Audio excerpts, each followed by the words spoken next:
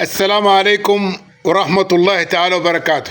سلام وعدالة يا جماعة. في قضية مهمة جدا وتخص المجتمع السوداني المهاجر من بلده إلى بلاد المهجر أو بلاد الاستيطان. الآن احنا في خلاف او في بعض مفهوم الناس السودانيين، مفهوم الناس في بعض، بس في بعض مفهوم الناس السودانيين ومن ضمنهم في بعضهم دكاترة. انا مش عارف فكرتهم شنو في موضوع الجالية السودانية. شنو يعني معنات الجالية السودانية يا اهلي يا سودانيين؟ الان في لغط وسوء فهم هنا في اندونيسيا انه السودانيين المجنسين جنسية اندونيسيا بيمنع مشاركتهم في الجالية السودانية. شيء غريب يا اخي. انا كلام زي ده انا ما ممكن يجيني من واحد دكتور او يجيني من واحد مثقف يقول لي الكلام ده من خير انه يعرف شنو المعنى الجالية. باختصار الجالية يا جماعة في كل دول المهجر زي قبيلة. طيب الآن احنا مثلا في السودان عندنا قبائل كتير جدا، صح؟ والقبائل دي كل قبيلة عندها لهجة معينة. طيب القبائل الموجودة في السودان ديل هل يمنع أو الحكومة السودانية تمنع تعاملهم الخاص، تعاملهم القبلي فيما بيناتهم؟ هل الحكومة تمنع انه يتعاملوا مع بعضهم؟ لا طبعا. كل قبيلة لها شنو؟ لها تقاليدها، لها عاداتها. الحكومة ما بتمنعها، لكن الناس دول كلهم ديل موجودين في دولة اسمها شنو؟ السودان. تعال في اندونيسيا الان احنا هاجرنا، جينا كلاجئين هنا اندونيسيا، او جينا احنا بنفتش بنغير نمط الحياة او المعيشة، جينا اندونيسيا استقرينا في اندونيسيا لحد ما ادونا ايش؟ الجنسية الاندونيسية، وانه الدولة دي بتمنع الزواجات الجنسية. فاعتبر يا جماعة لما انت تكون لك جالية، الجالية دي لما تكونها هي من مجموعة من فئات، من مجموعة من جهويات سودانية في كيان واحد اسمه الجالية السودانية، يعني القبيلة السودانية. زي القبائل الموجودة في السودان كل قبيلة براء. انت جيت اندونيسيا القبيلة السودانية. وانا كمان اقول لك واكد لك انه الاندونيسيين هنا عارفين انه في قبيلة اسمها القبيلة السودانية اللي هي الجالية السودانية. فبالرغم انه تمنع ازدواجية الجواز او الجنسية، لكن لا تمنع انه ان تكون كيان، مؤسسة اجتماعية خاصة بالقبيلة السودانية اللي هي الجالية. فانا لا يمكن انا اكون انسان مثقف لما انا اعمل كيان، نعمل كيان يقول لك الكيان ده يا اخي ما يمكن يكون فيه اندونيسيين مجنسين. ده كلام شنو؟ ده كلام شنو يا فاهم انت يا مفهوم؟ اذا انت ما بتعرف مفهوم الجاليه. عندك في امريكا كذا مليون سوداني جنسيتهم امريكيه، لكن عندهم جاليه بيسموها الجاليه السودانيه. لما يكون عنده في الاعياد، يكون في التقاليد، يكون في العادات زواج، تلقاهم مفترقين خالص من الامريكان اهل البلد.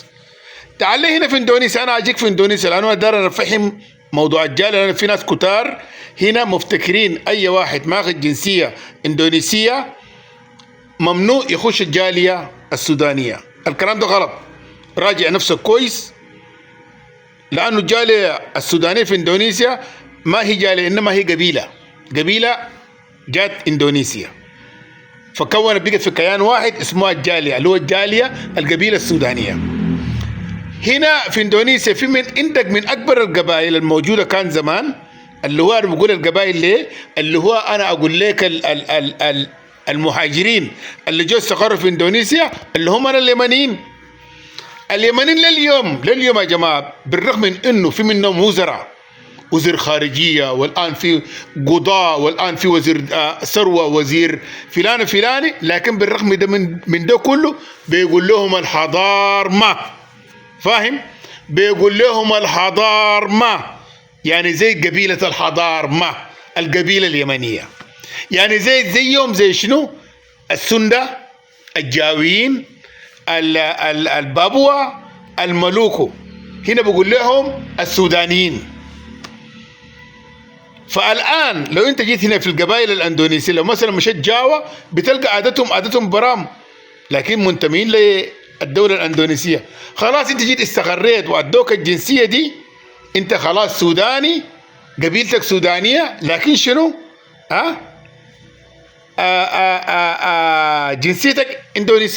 جنسيتك اندونيسيه. فلا يمكن يمنعوك انك تساعد اهلك في منطقه الام اللي هو في السودان الام، بدليل انه الاندونيسيين نفسهم الان لما حصلت الكارثه في السودان، الحرب والنزوح، ساعدوا السودانيين. يعني في فئه معينه، حتى الحكومه الاندونيسيه بتودي ادويه، بتودي معونات غذائيه، وفي اندونيسيين اصليين، يعني بيعملوا اغاثات، بيمشوا بيقابلوا السفاره السودانيه، بيودوا معقولات، بيودوا اغاثات، ادويه للسودان. المانع انت شنو تجي تساعد اهلك؟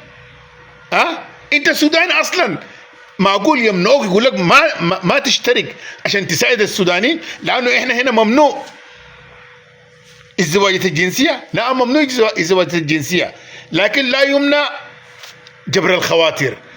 الجنسية ما بتمنعك ان تجبر خاطرك تساعد اهلك، الجنسية ما بتمنعك انك تكون مجتمع خاص باصولك اللي انت جيت منهم. ده المفهوم الدار انا اوصله يا جماعه. فخذوا من دماغكم موضوع السودانيين لا يمكن يكونوا في الجاليه هنا، لانه الاندونيسيين بمنوا ذوات الجنسيه. انا قال امشي اشكي لاي واحد، امشي انت الان عندنا جاليه سودانيه هنا في المكتب التنفيذي مثلا فيه كذا سوداني ماخذ جنسيه اندونيسيه، لكن موجود في المكتب التنفيذي.